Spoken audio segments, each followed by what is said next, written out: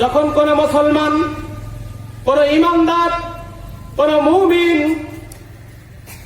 ইমানদার দাবি করে, মুসলমান দাবি করে, তাওহীদের একত্ববাদের স্বীকৃতিওয়ালা দাবি করে, কিন্তু মুসলমান নামাজ পড়ে না, মুসলমান রোজা রাখে না, মুসলমান জুমার সালাতে যায় না, মুসলমান হালাল হারাম বেঁচে চলে না, মুসলমান ইমানের পথে চলে না, মসজিদে আজান হইলে মসজিদে যায় না, স্ত্রীকে পর্দা করায় না, সত্য কথা বলে না, সুদ ঘুষ হারাম হারাম যাচাই বাছাই করে না, মন চাহি জিন্দিগি, খেয়াল চাহি জিন্দিগি অনুযায়ী জীবন যাপন করে, অতস্তরে বোঝা যাবে ওই মুসলমান প্রকৃত মুসলমান নাই, ওই মুসলমান হল প্যারালাইসিস ওয়ালা মুসলমান হয়ে গেছে। প্যারালাইসিস ওয়ালা মুসলমান আমরা হতে চাই না, ঠিক না ঠিক? অতস্তরে আমরা প্রকৃত একজন প্রকৃত মুমিন ইমানদার হয়ে পৃথিবীতে বেঁচে থাকতে চাই। কারণ এই পৃথিবী যতই আমি বলি আমার, এই পৃথিবী যতই বলি আমি এই পৃথিবীর মালিক, যতই বলি আমি এই পৃথিবীতে টিকে থাকবো, যতই বলি এই পৃথিবীটা আমি স্থায়ী হয়ে দাসত্ব করব, আল্লাহ পাক রব্বুল আলামিন আমাদেরকে কিন্তু পৃথিবীতে স্থায়ী করে পাঠান নাই। একটা মাকড়সা বাড়ির মধ্যে জাল বনে, মাকড়সা সকলে চিনি না?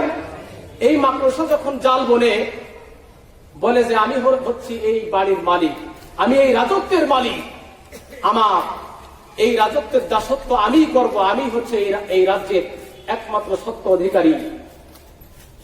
এক সময় যেই বাড়িতে মাকড়সা জাল বুনেছে ওই বাড়ির মালিক কিন্তু মাঝে মাঝে ওটাকে পরিষ্কার করে। ওই যে আন্দোয়া পড়ে যায়, নোংরা জায়গাটা যখন ঝাড়ু দিয়ে বাড়ি মারে, খেজুরের পাতা দিয়ে যখন বাড়ি মারে, ওই মাকড়সার জালটা কি থাকে ওখানে?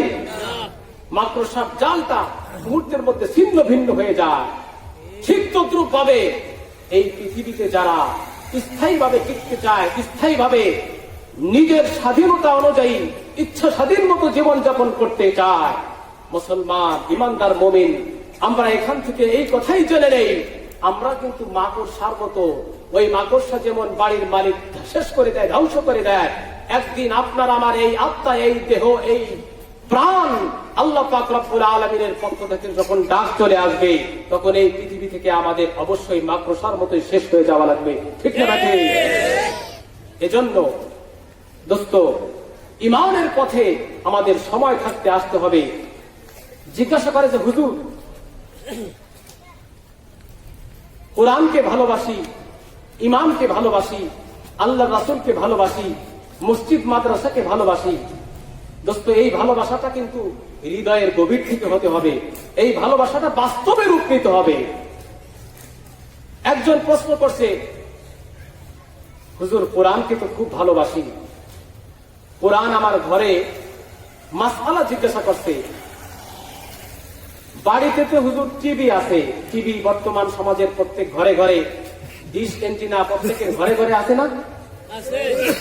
কোরআন আবার মুসলমান হিসেবে কোরআনও কিন্তু 2-4 খান প্রত্যেক বাড়িতে থাকে না? এখন চিন্তা করে, কোরআন তো আল্লাহ তাআলার ঐশী কালাম, কোরআন হচ্ছে শ্রেষ্ঠ গ্রন্থ, ঐশী গ্রন্থ, কোরআন এসেছে মানুষের হিদায়াতের জন্য, কোরআনকে সম্মান করে, ইজ্জত করে। মাসআলা জিজ্ঞাসা করতেছে, হুজুর একই জায়গাতে কোরআন শরীফ আর টিভি রাখবো, দেখতে কেমন দেখা যায়? হুজুর কোরআনটাকে কি করা যায়? ঘরের মধ্যে তো টিভি আনছি, হুজুর কোরআনটা একটু বাহিরে রাখলে, কোরআনটা একটু বারান্দার তাকের মধ্যে রাখলে কেমন হয়? টিভিটাকে ঘরের মধ্যে বেডরুমে, যে জায়গাতে সবসময় আমরা আড্ডায় থাকি, সবসময় আমরা বসে থাকি, সবসময় আমরা সময় ব্যয় করি, ওই জায়গাটা কোরআন, ওই জায়গাটা টিভিতে থাক, আর কোরআনটাকে বারান্দার বাহিরের তাকের উপরে রাখলে কেমন হয়? অমুসলমান, তোমার বিবেকে কোরআন সম্মানিত গ্রন্থ, কোরআন শ্রেষ্ঠ দামি একটি গ্রন্থ, টিভির ধাক্কায়, টিভির আকর্ষণে মুসলমান এই প্রশ্নটা কিভাবে করে? কোরআন টিভির দাবড়ে কোরআন ঘর থেকে বের হয়ে বারান্দায় চলে যায়, আর ওই জায়গাটা টিভিটা দখল করে।